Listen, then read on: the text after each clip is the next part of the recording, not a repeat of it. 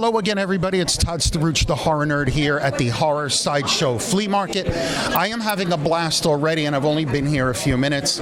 One thing I love about these smaller events is I get to spend a little more time meeting fans and vendors and the celebrity guests. I'm sitting here with someone that I have wanted to meet for a really long time, and I am not making that up. I was very excited when I saw her name on the guest list because I love the VHS series of movies. She was involved in the very first one, and I never forgot it. Miss Hannah Fierman. Hannah, how are you? Hi, I'm good. Thank you, Todd. Thank you for having me, guys. Yeah, absolutely. So I wasn't kidding. When I first saw, I love anthologies to begin with, and I am a fan of found footage. I know a lot of people are questionable, but I love found footage.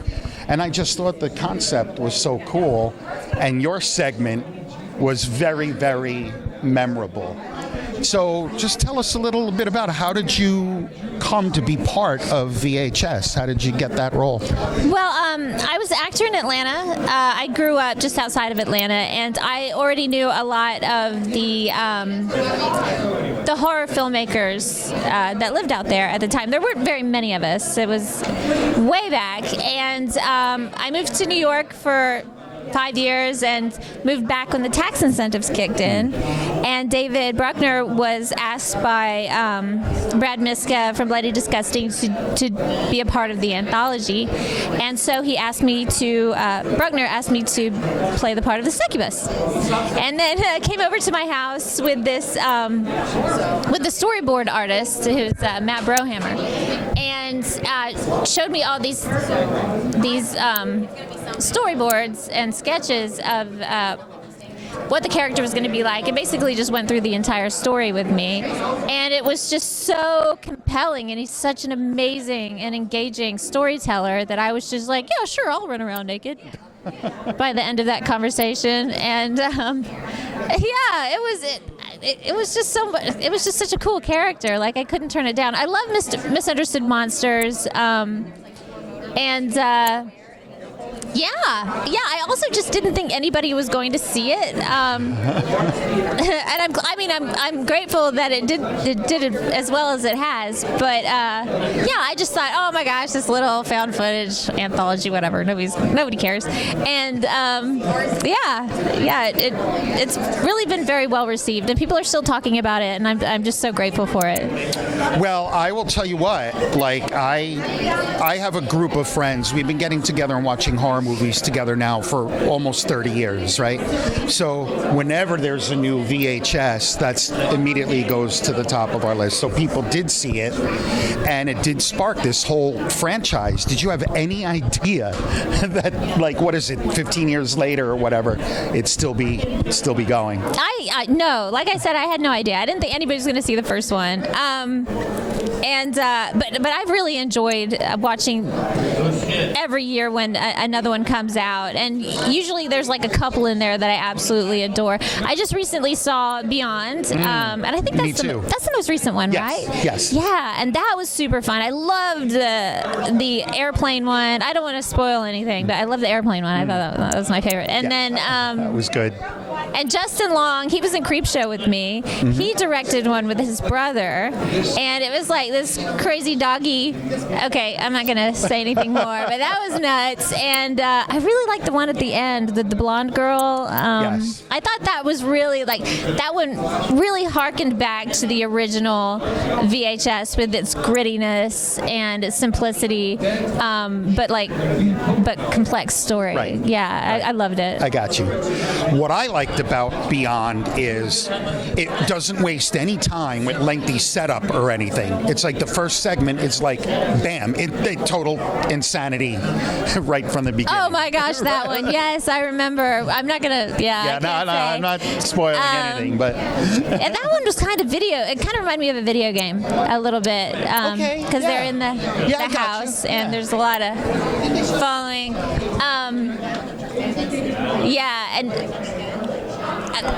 there were promoters in between as well, right? Yes.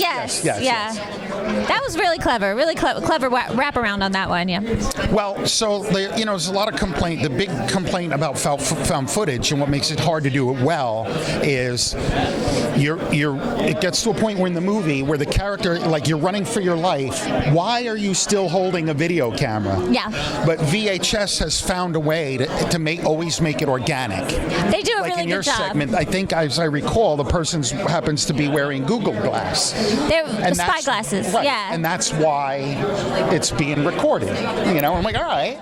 Yeah. Well, that makes sense. Yeah. And then I don't want to you haven't seen Hannah in VHS, just watch it. I don't want to give anything Yeah, away. I mean, you could get really picky with it. You could get too picky with it and kind of ruin the movies for yourself if you're not really careful. But it's like, how did they find that footage? There's no way they found that footage. That footage is in space. But that's okay. Maybe it came back on an asteroid. Whatever. Just enjoy the movie. Yeah, I know what you mean though. But yeah, VHS has done a very, very good job of motivating the camera. And I do a lot of. I used to do a lot of judging of like 15-second horror film challenges and things like that, and that was one of my things that bugged me the most was when it wasn't motivated. It's just like, look, there's a guy behind me. I'm so scared. I'm just like, oh gosh, you lose points for that. Right. It was really good though. It was really scary, but you lost points for that. Look, any movie you go see, you have to have some level of suspending disbelief. Absolutely. Right? Otherwise, you will never enjoy a movie. Right. Yeah. But some are better than others. Yes. So they have to just stick to their own guns, their own myth or whatever. Exactly. So now, you were in this movie Siren that a lot of people feel is sort of like an unofficial follow-up to your segment in VHS based on the type of character. What are your thoughts on that? It's a prequel. Okay. Yeah, it's a prequel. It's not found footage. It's just regular narrative format. And they decided to give my character a tail in it because Lily didn't have a tail originally. So they stuck one in there. It was story motivated, I guess. Oh my gosh, if you see it, then you'll know. But yeah, that one was directed by Greg Bishop, and I think David Bruckner was one of the executive producers on it. David was the director and one of the two writers of Amateur Night. Cool. One last question, and I love to ask this of people who have been in horror movies. Are you yourself a horror movie fan in general? Yeah, I'm becoming more of a horror movie fan. This time, 4 years ago, I would have said no. But it's just such a vast genre, and I've been deep diving. Like I just got through my huge Argento Giallo kick. Like, nice. Yes. The Flies on Velvet, everything. I loved opera. I loved Tenebrae.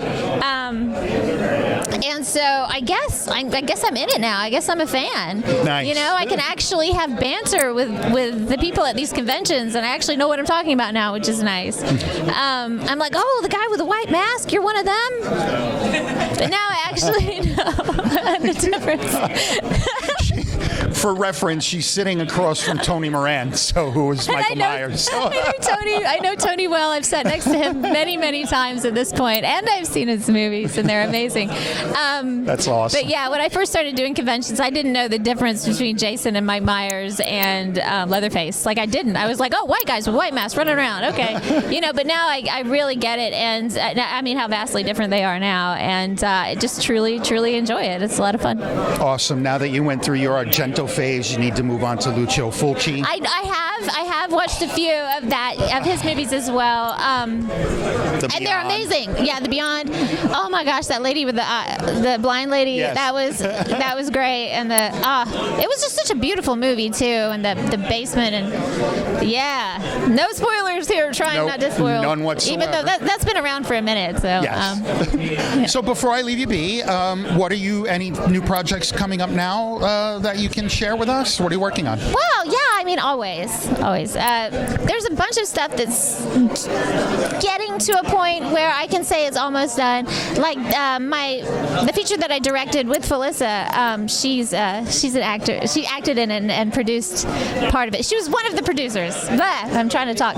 Anyway, it's back to the original title, the event surrounding a peeping Tom, and it's going through color right now. And as soon as we're done with color, then it will be completed. And I'm guessing in the next few months. So we're gonna maybe see about festivals, and if not, just sell it outright. And I'm guessing probably by the end of the year, people will be able to see it. Very cool. Thank you. I saw that on your website. You know that, and I like that title. I think that's a cool title. I'm glad you went back. Yes, I'm so glad we went back. The reason we changed it initially was because they were doing a crowdfunder for it, and the event surrounding Peeping Tom was somehow triggering a sex offender type thing within the algorithm. So our movie was being buried and nobody was seeing it. So we changed it to Dark Circles so people could see it.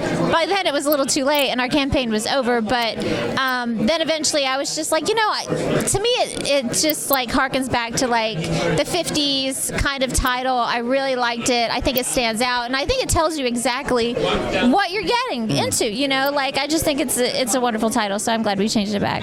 Awesome. I wish you much success with that. I'm looking forward to seeing it. Thank you. I can't wait for everybody to see it finally. Awesome. Yeah. Hannah, thank you so much for a few minutes of your time. I had a blast talking. It was a lot of fun and very entertaining. So thank you, Todd. For a few minutes if I said anything stupid, just cut it out. No, it's all going in. I don't edit anything. Okay. Because if I did, I edit out all the stupid stuff that I said. There'd be no video. So, all right. Thank you. Hannah Fierman, everybody, here at the Horror Sideshow Market here in Allentown, Pennsylvania. This is Todd Struch, the Horror Nerd, signing off. We will see all of you in the next interview.